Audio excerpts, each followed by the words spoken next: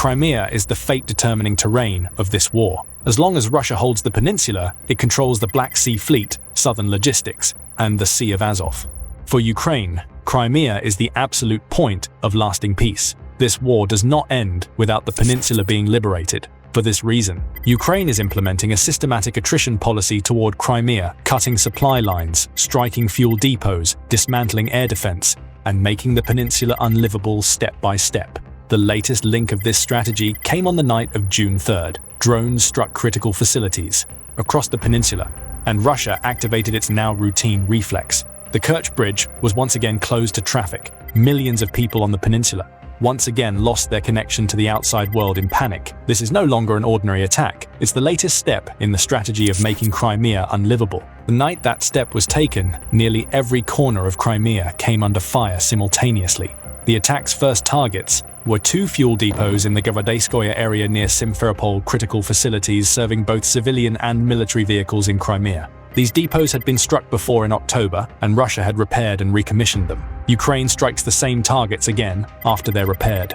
The message is clear: repairing doesn't stop the attacks. Simultaneously with the fuel depots and military units, the backbone of Crimea's air capacity was also hit. Belbek, Kacha, Saki, and Gvardiskoy. Explosions and intense air defense activity were recorded near Russia's four main military airfields on the peninsula. That same night, the suburban rail line between Azovsky and Kerch was cut, the critical line that distributes supplies, arriving via the Kerch Bridge throughout the peninsula, and at 2:40, the Kerch Bridge was closed to road traffic. Within minutes, at least 6 powerful explosions were heard in Kerch. The attacks didn't skip Sevastopol either. The occupation governor claimed at least 7 drones were shot down, but didn't say a word about damage to targets. Counting down drones was easy, acknowledging the damage was not.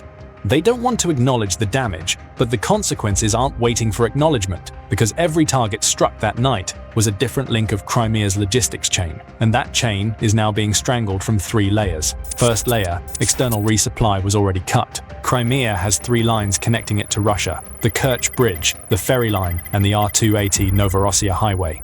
The bridge has been damaged since the 2025 underwater attack, cannot carry heavy loads, and was once again closed to traffic that night. All 3 ferries were sunk in previous months. The R280 highway is under constant surveillance by Ukrainian drones. Every fuel tanker and ammunition convoy moving on the road is a potential target. The resupply reaching the peninsula had already dwindled to a trickle. Second layer, with the June 3rd to 4th attack, internal distribution was also hit. The cutting of the Azovsky-Kerch suburban rail line makes it harder for supplies arriving from the Kerch direction to reach Simferopol.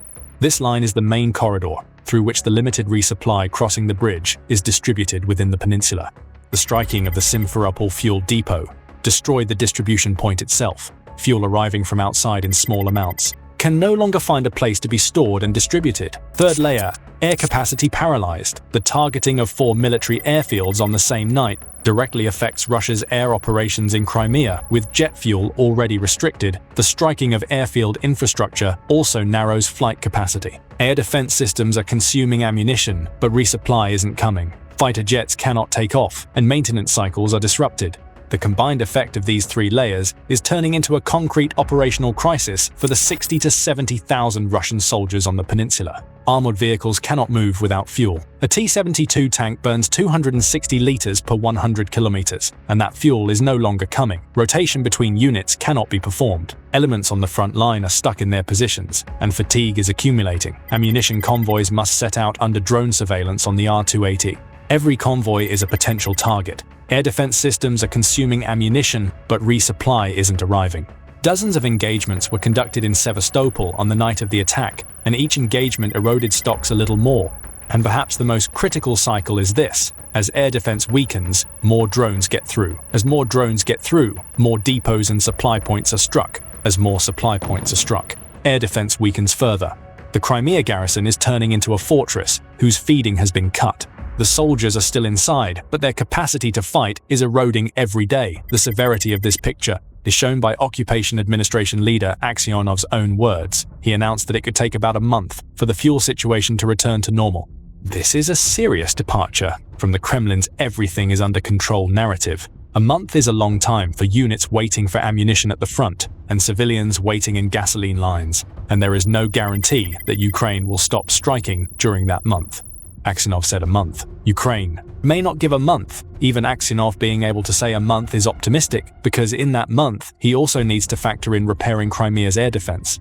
And Crimea's air defense is currently full of holes. In theory, Crimea is one of Russia's most heavily protected regions. S-400 batteries at long range, S-300 systems at medium range, dozens of Pantsir point defense systems at low altitude, and layered radar networks connecting them all.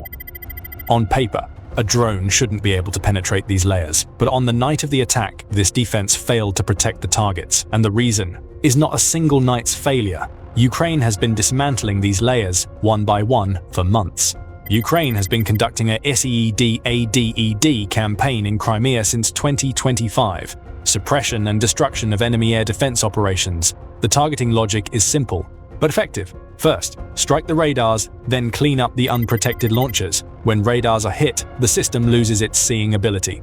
Drones approach below the radar threshold at low altitude with autonomous navigation and become undetectable without early warning.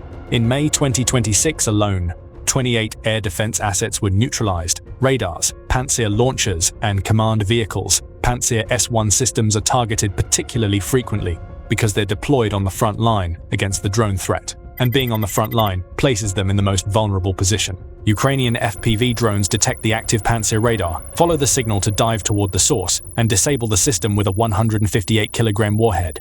Every Pantsir struck opens a gap in the defense, and Ukraine passes through exactly that gap in the next attack. On top of this structural erosion sits Russia's own resource allocation problem. The most advanced air defense systems have been shifted to the Ukrainian front toward Donetsk and Zaporizhia, because the drone threat at the front is more urgent than in Crimea. Crimea is considered the rear, and its defense is being constantly weakened. Ukraine's swarm attacks exploit this gap to the fullest. 20 to 30 drones approach from different directions simultaneously. While the defense system shoots down one, the others get through. On the night of June 4th, the Sevastopol governor claimed 7 drones were shot down. He didn't mention the damage. The numbers of drones shot down are becoming as meaningless as fireworks counts. What matters is the ones that reach the target. Crimea's air defense is like Swiss cheese layered in appearance, but drones pass through every hole. Quick side note, there's more where this came from. So, if you're getting value from the military report, don't forget to subscribe. Crimea's air defense is full of holes. The logistics chain is being strangled from 3 layers. But to put this picture's military equivalent into a clear framework, we need to look at the assessment of Ukrainian military analyst Alexei Hetman. Hetman said the following after the June 4th attack: if Ukraine destroys at least 1/3 of the Russians' logistics infrastructure in Crimea, it will effectively neutralize Russian capabilities. This assessment is important because it shows that the relationship between logistics losses and combat capacity is not linear, meaning when you bring 20% less resupply, the unit doesn't weaken by 20%, it collapses much faster. Hetman expressed this explicitly. If even half of what's needed isn't delivered, the unit becomes completely dysfunctional. Proportional calculation cannot be applied here. When you apply this framework to Crimea's current situation, the picture becomes clear. The Kerch Bridge is not operating at full capacity.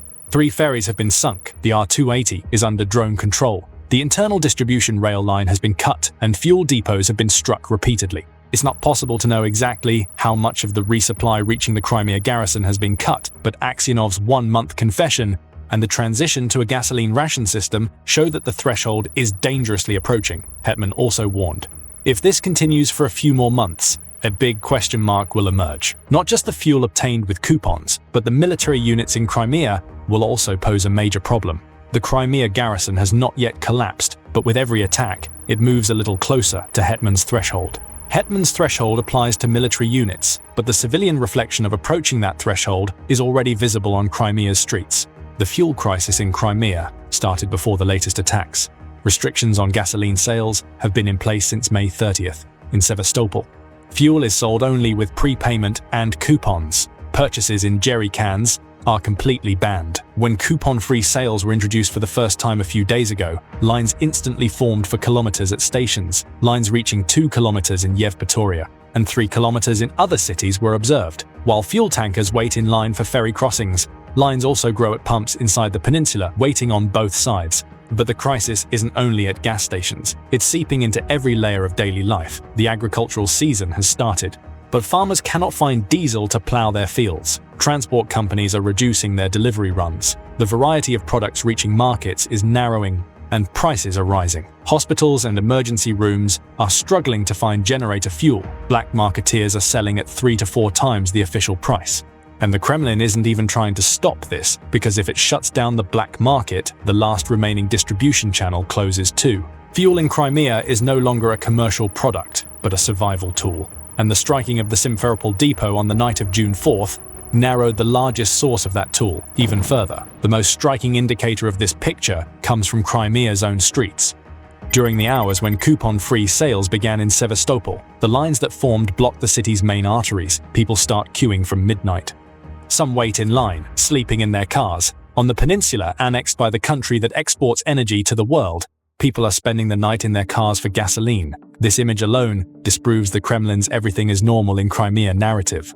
It's not only the lines that disprove that narrative. Crimea's once largest revenue source, the tourism sector, is also collapsing. More than 70% of tourists coming to Crimea arrive on the peninsula by car, and they currently cannot find fuel for their vehicles. Hundreds of Russian tourists are stranded in Crimea. Their vacations ended, but they don't have gasoline to return home. A tour guide described the scale of the situation, saying, "There isn't even an official record of stranded tourists being kept. People are running out of money. Their stays are extending.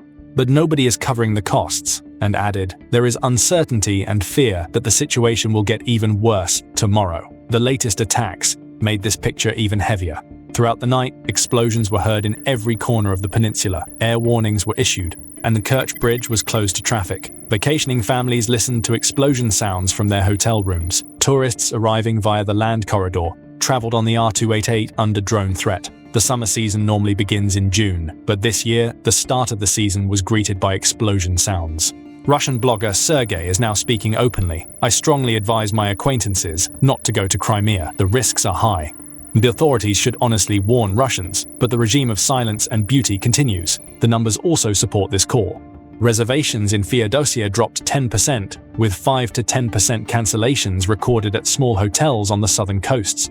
There is no mass collapse yet, but the trend is downward, and every new attack like June 4th accelerates cancellations. Crimea was marketed for years as Russia's holiday paradise. Now, gasoline coupons, air warnings, nighttime explosions, and lines are part of daily life. The holiday paradise is turning into a war zone. The logistics chain is breaking. Air defense has been dismantled. The fuel crisis is deepening, and tourism is collapsing. This picture has a name. Retired US Army Europe Commander Ben Hodges described this years ago. Hodges put forward a 3-phase plan for Crimea and started from a single thesis: whoever controls Crimea wins the war.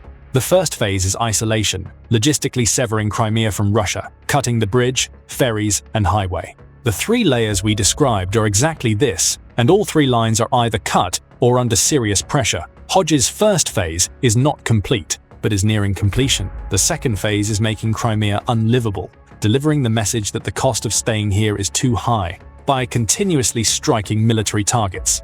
Everything we've described, airfields, fuel depots, air defense assets, lines, stranded tourists, is exactly the application of this phase. Hetman's threshold analysis also confirms this. When logistics are cut by a third, the unit becomes dysfunctional. And Crimea is approaching that threshold. This is what Hodges meant. Ukraine is currently implementing it. The third phase is entry, Ukrainian ground forces reaching the peninsula. This is the hardest part and is not currently realistic. It requires an amphibious landing, air superiority, and a large-scale amphibious operation. Ukraine does not have this capacity in 2026, but Hodges' logic is this. The longer and more effectively the second phase continues, the lower the cost of the third phase becomes, as air defense is dismantled, as fuel runs out, as units are worn down. The cost of defending Crimea multiplies for Russia, and at some point, that cost becomes unsustainable. Hodges' plan makes sense on paper.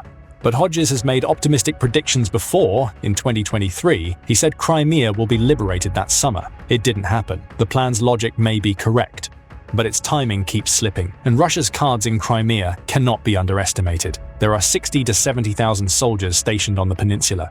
This force is too large to overcome. With Ukraine's current amphibious capacity, Crimea is defined as national territory in Russia's constitution. And this political reality is independent of military reality. For Putin, losing Crimea is not just a loss of territory, but an existential threat. to the regime's legitimacy. For this reason, the Kremlin is keeping every card on the table, including nuclear deterrence, and Russia's repair capacity has been underestimated throughout the war. New ones come to replace destroyed pantsers, radars are repaired, fuel depots are rebuilt. Every strike slows Russia, but doesn't stop it. But even if Hodges' timing slips, his mechanism is working, and the power of this mechanism lies in the race between repair speed and strike speed.